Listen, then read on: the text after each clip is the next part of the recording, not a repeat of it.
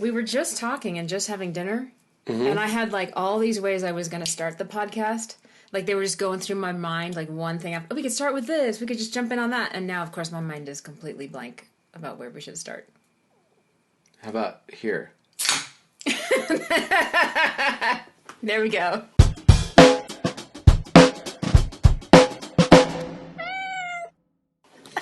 That's an intro for you. Oh, boy. Yeah, this was a big weekend. We had the showcase. Uh-huh. Which we've been talking about for a few weeks now because we've been rehearsing for it and doing it, but it went great. Went great. I am always really grateful and proud and just feel lucky that I play with the musicians that we play with in this band. I mean, we went over this last week, so we don't need to talk about how awesome they are, but the showcase went really smoothly and so many singers rose to the occasion, as they always do. There's something about putting yourself like in that pressure cooker, Right. where you don't know if you're gonna do what you really have been training to do. And most of the time, you know, stage performance is not usually up to the best of your practice standards. But No, not at all. in a different sense, there's an energy on stage that doesn't happen in practice. So it's really interesting, you know. Let's put a pin in that. I want to come back to Okay. that, actually, that exact point. Don't want to sort of derail things this early, but we'll come back to knows that. where we're going. I had some thoughts. Yeah, not like there's a script. I know, I told Nate we wing it every time. So we're going to have Nate Marsh on the podcast in a couple weeks. So Which is great, yeah. Yeah. Finally, a guest besides Raylan. Yeah. You know, I will derail things, and I was telling you about Wednesday night I did a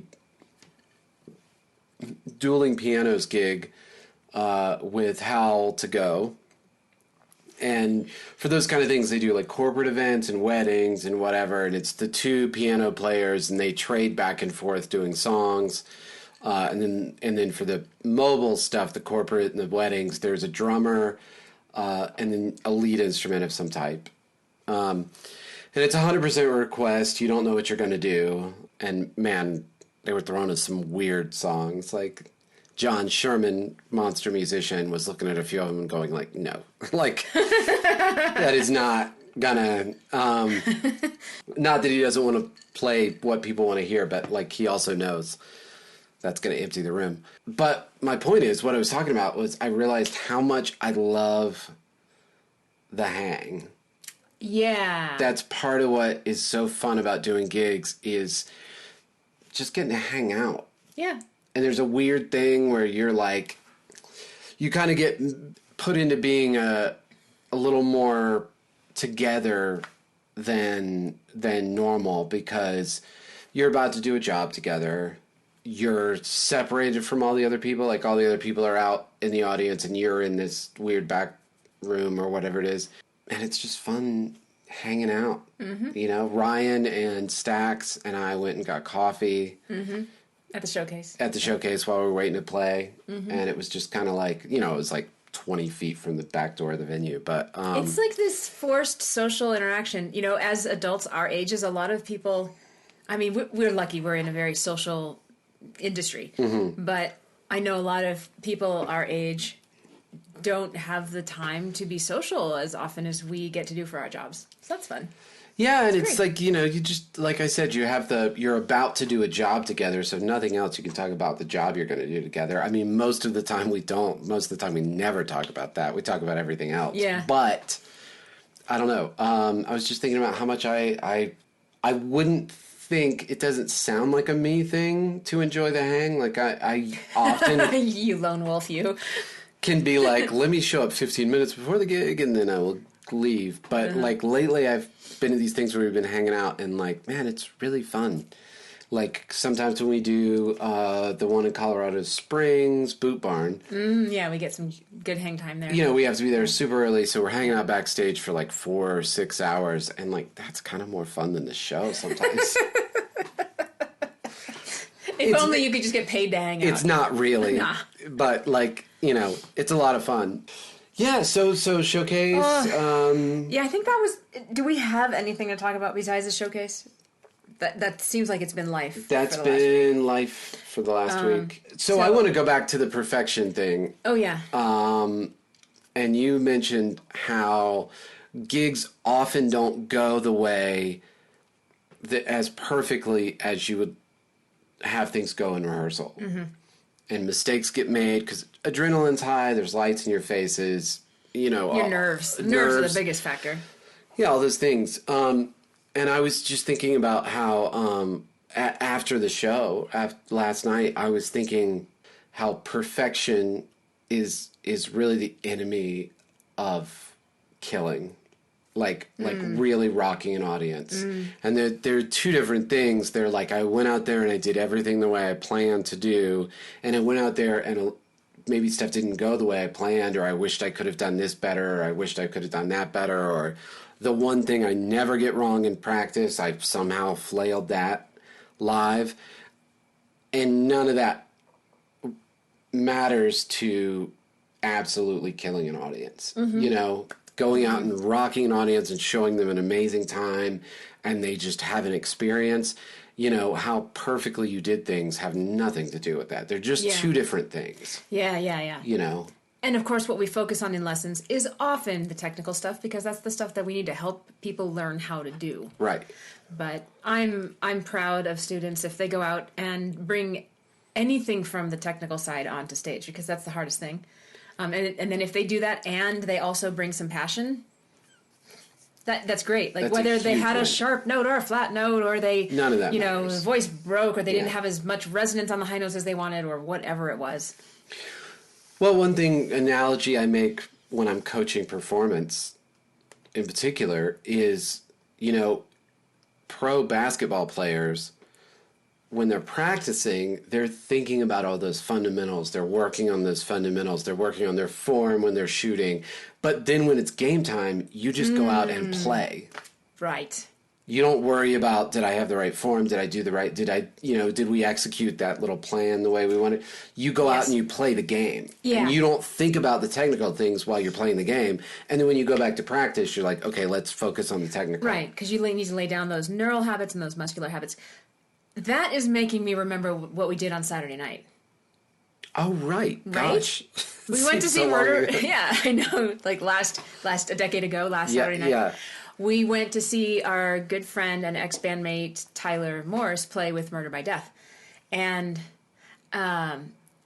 you were talking about how you were telling Ryan after the showcase, like, you can just tell there's a difference between I know this song and I can play the song without a chart. Right. And this is my 40th or 50th night in a row performing on stage in front of a large crowd. This song, there's just there's a depth to it. There's a rock star stage presence to it. And it was just inspiring to watch Tyler perform. I texted him after. I was like, I want to be like you. Oh, yeah. I studied you. You know. And his tones are so worked out. He just has everything dialed so well where, you know, when he goes into a thing that's supposed to be a little louder, it's the exact right. Anyway, and that is something you can like see somebody play and you can go, oh, they're midway through a tour polish. Yeah. You even heard you heard a band rehearsing at Rocket Space one time and you were like, they're on tour. Yeah. There's just a tightness. There's a tightness. And really all that is repetition. Mm-hmm. And that kind of goes back to my basketball analogy is it's like, in practice, you work on your fundamentals. You get out there in front of the crowd. You just play the game. And then you go back and you practice and whatever. And you do that over and over again. And automatically all those things, all the fundamentals you drilled and drilled and drilled, they start just becoming second nature. Mm-hmm. And there's nothing magical about people being on tour. It's just that they're getting to do it over and over and over again. Yeah. Until it has this thing that just is like... Yeah. You know. That's the one thing that I wish we could provide our clients that I don't know how to do. Right.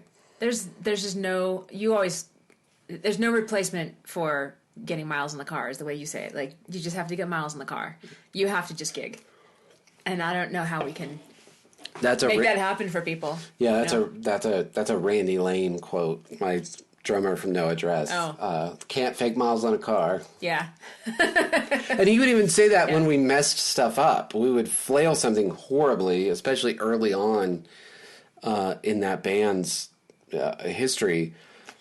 And we'd walk off stage and we'd be like, oh my God, how did we mess up that badly? And he'd be like, can't fake miles on a car. Just like you kind of got to have those things happen. I know Jonathan, speaking of Half Zen, Jonathan wouldn't mind me saying so.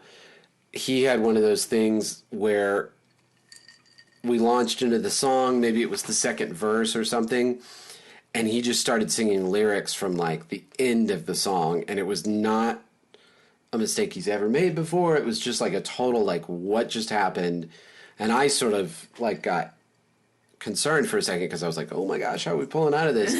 And he pulled out of it fine. He sang what should have been the last verse of the song first, and then he just sang the rest of the song and ignored it. And no one in the crowd knew, and how would they know?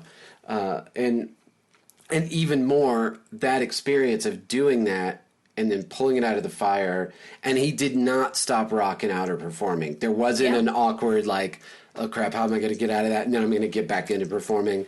It was like seamless, and he knew it was going wrong, and I knew. I was like, and then he kept running around the stage, and it was amazing. And now next time something like that happens, he's going to have all the more confidence to like, something can go wrong, and I can still. Mm-hmm.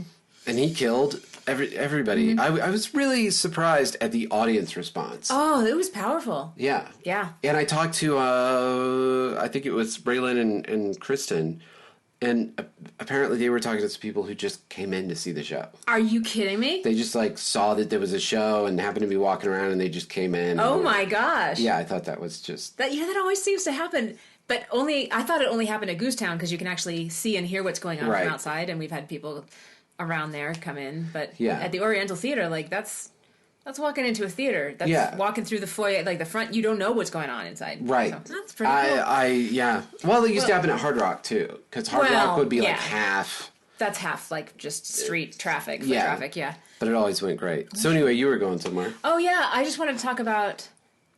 I mean, there were so many amazing things. Like, I don't want anyone who I don't mention to feel left out. It's impossible for me to talk about everybody that was great at the showcase. I mean, there were 25 singers, 40 plus songs. 3 student bands. Plus 3 student bands.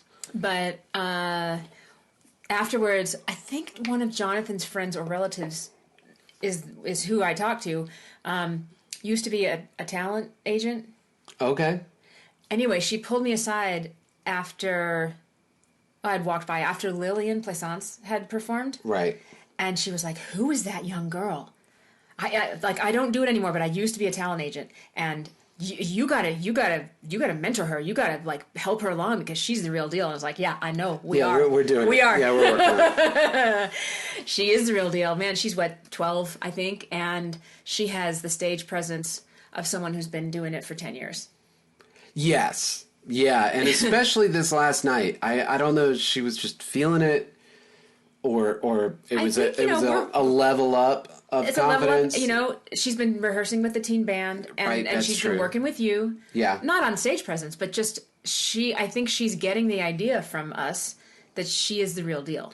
Like, we're helping her along, we're inviting her to stuff. And I tend to, even though mainly we've worked on recording and we've worked on just guitar lessons. But even when I'm teaching guitar lessons or recording or whatever, I always branch off into, here, we're playing this guitar thing, and like, hey, by the way, if you're ever on stage and XYZ, so we definitely spiral off a bit. You're helping her visualize the possibility of bigger things. I hopefully do that with everybody. Like, that's one thing I make an effort to... Cool. Can I be your client? No, I guess... Actually, I was your client. Sort of, yeah. I didn't pay you, but you mentored me when we were in UDT. We would have these long phone conversations. Yeah, for sure. Branding and presence and stage banter and song choice and everything. Yeah. Sorry, that was a total left turn there. But. Yeah, which, by the way, you reminded me, if something is going wrong, Don't admit it. Don't draw attention to it. We covered this already. Did we? Yeah, there's a whole episode titled Adrienne Points Out What's Wrong. Remember? No, I don't. But I believe it. Yeah. And it's a big deal. Anyway. Anyway. Yeah, Lily, Monster, Emmy. Yeah. Her first time with the band. Just really... I was so surprised. Walking around the stage, took the mic off the stand, did this cool move where she was like walked. There was an empty. It was maybe I don't know if it was the same stand, but she just like walked over and she was like leaning on the mic stand and singing. And I was like, "Where's all this coming from?" Like, yeah, she does some visualization too. She imagines, who she's going to be on stage, and she watches other artists and picks up from them. She gave a show. Yeah. Gosh, Jonathan, of course, did great. Dakini killed it on the one song. Mm-hmm. That was probably Dakini's last one for a while. She's stopping lessons. Right, because she's moved up to the mountains, and her life is going in a different direction. But she's one of those students who's been taking lessons for several years now, and we've become good friends. She's one of my best friends. Yeah, she's a fellow business owner, so we always have wine. Lots to talk about. Yeah, lots to talk about. Employees, no. Yeah, which makes me always feel lucky because I never have any employee problems, except for Joe wouldn't stop touching my fake Yeti jacket. Yeah, you guys were like arguing about it off stage. I was wearing the music video fake fur jacket, which we're joking is an authentic Yeti fur. Because it's long white fur. Yeah.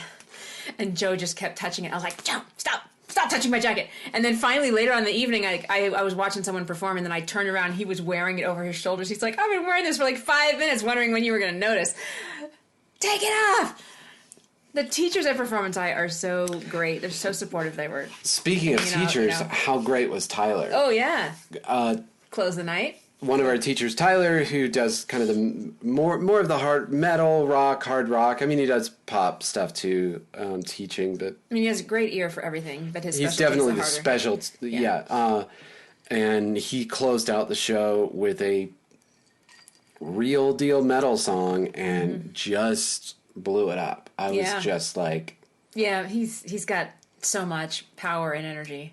Yeah, so it was cool. He so just fun. paces around stage. Yeah. Did you know, I was sitting next to Jeremy, the sound guy, who, side note, did such a great job working with the teen band. I don't think you were there when the teen band was sound checking.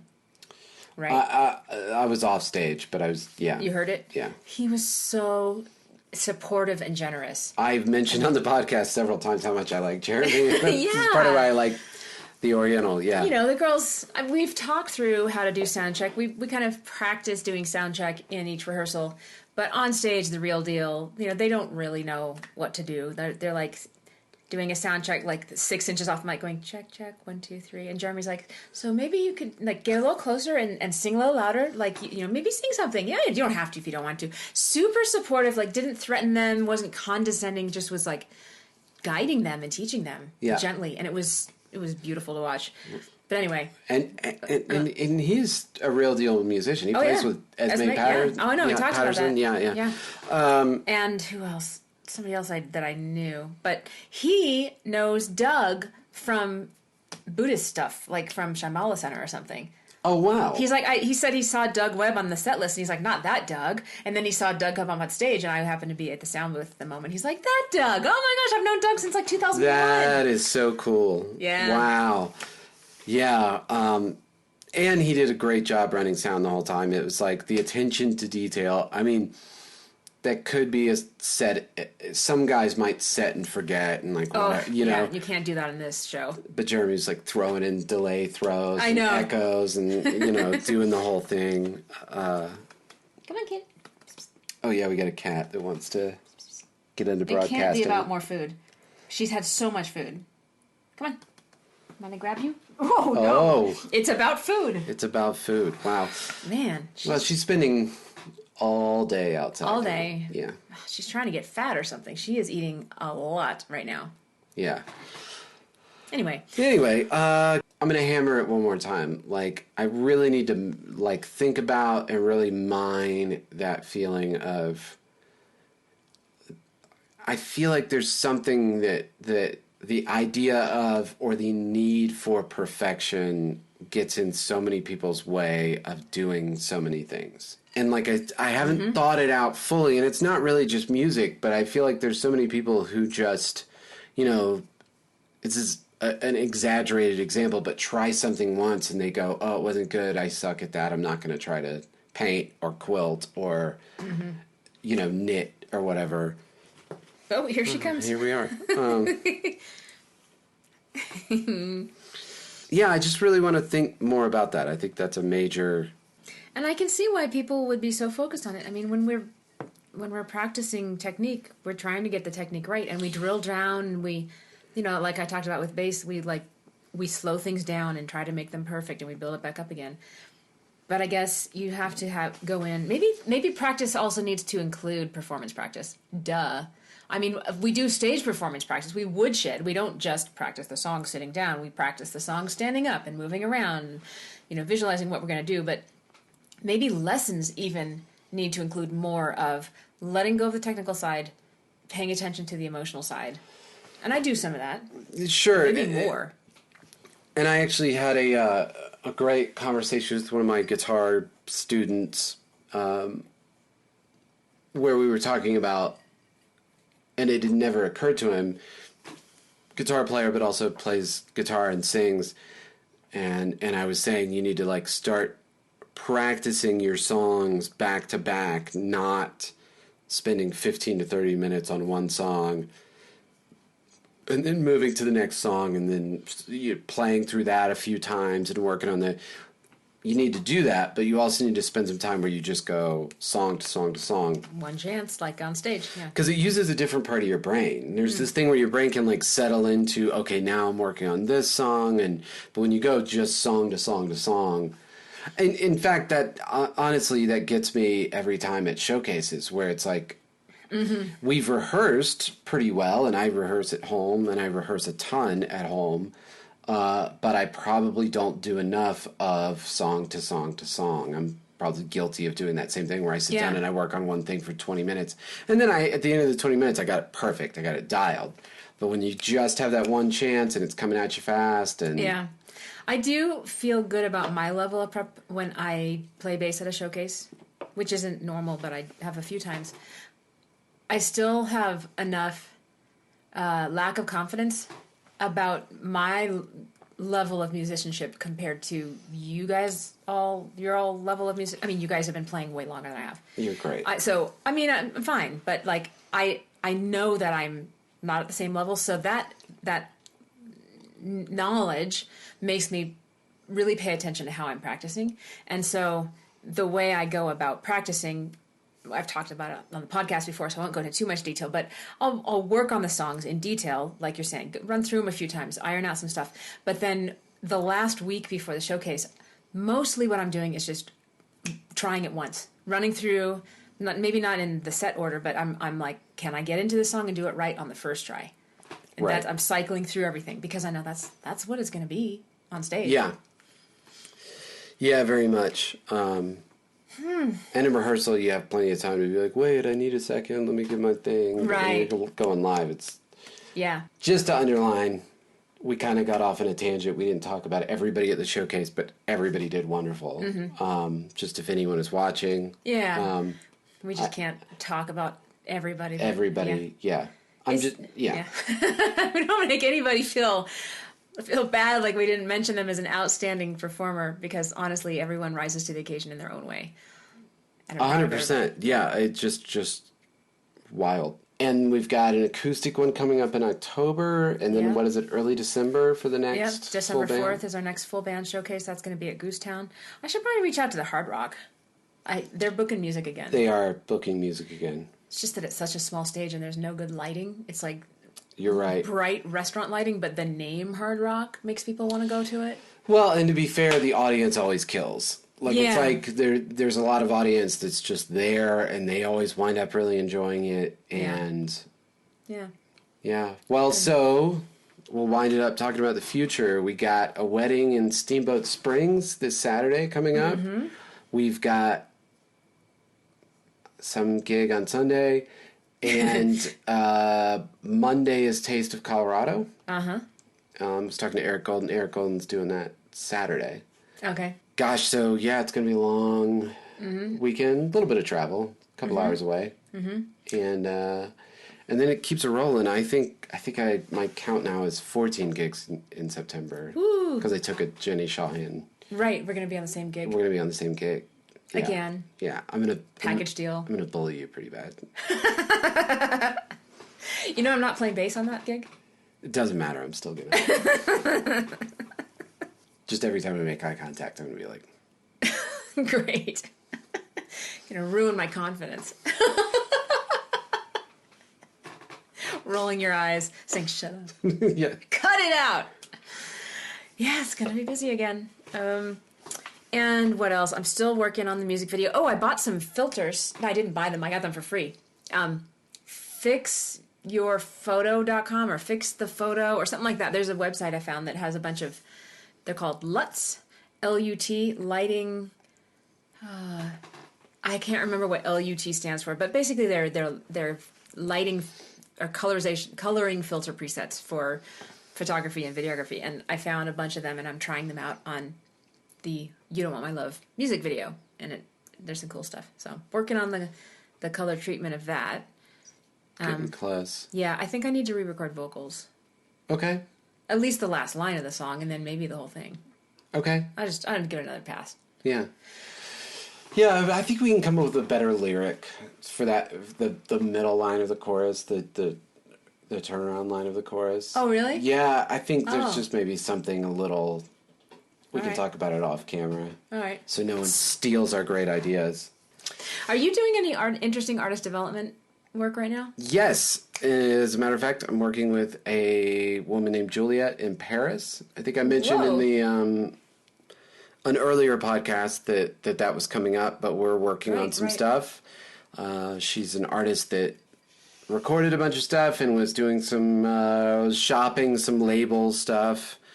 And it didn't work out, and she's looking to kind of pick that back up and start that moving again. Eric Golden, we were working on... Eric Golden's career could not be going any better.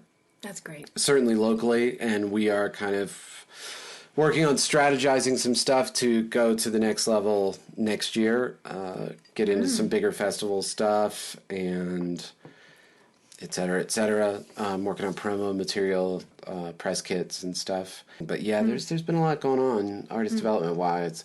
Working with a young lady out of Colorado Springs, who's released a few songs, but a couple of songs, likes the songs, but hasn't really put together a real style or brand or image. The songs are kind of all over the map, a country song, a pop song. And so we're working together on figuring out the musical identity she wants to move forward with. Which I say all the time, nowadays is a golden age for music, because in the old days, if you did a certain thing musically and you got fans for that, that is all your fans wanted to hear out of you. If you changed what you were doing at all, like, people hated it. People were super mad when Van Halen started using keyboards, because they got to know Van Halen as a guitar band, and then they had some keyboards on some songs. People were mad about it. And now it's just not that way. Now it's like people really, if you look at Harry Styles, Demi Lovato's new album is amazing. It's very rocky. Really? It is lots of guitars, real drums. Cool. But that's what people want to hear out of artists these days, is they want to hear a lot of variety. They don't want you to put out another album where you're doing basically the same thing you've always done. They want a new thing. So it's not that you have to commit to something and do it for the rest of your life, but there is that thing when you're starting to try to build a fan base, you do have to figure out... Or at least at each phase should exactly. have You can't be... Yeah, you got to have an identity for each phase. So that's what we're working on with the young lady from Colorado Springs, and I feel like there's more, but it's just, speeding along. Yeah, the teacher training program is going to launch again in about 3 weeks, a little over 3 weeks. Yeah, which is great. So the second cohort of that, we have 3 people in it. It's going to overlap a little bit with the first cohort, and they'll learn from each other. Yeah, I think you did it cool. smart. Yeah. Did that in a smart way. Yeah. Which is great. Well, I don't know. Guess that's it. I guess that's it. That's all we can think of right now. Yeah. Well, so we started randomly, and now we're ending randomly. Yeah. So. Not our strongest podcast. Maybe not the strongest one, but we'll see what happens in editing. Yeah, we'll see what happens in editing. So I'll see you. Women are good at editing. Women are editors. Yeah, that is true. Here we go. Okay. We'll end it with a weird fact. Every major top 100 best movie, whatever, they are almost all directed by men and then edited by women. Make of that what you will. True fact. What I make of that is that women are good at getting stuff done. Men are great at, I have this big vision, blah, blah, blah, but I can't make it happen myself. That doesn't sound like me. Yeah. And women are like, give me the materials. I'll organize it. I'll make it work. Maybe some guys are like that. But I wouldn't know what it's like to be like that. Of course not. See you next week.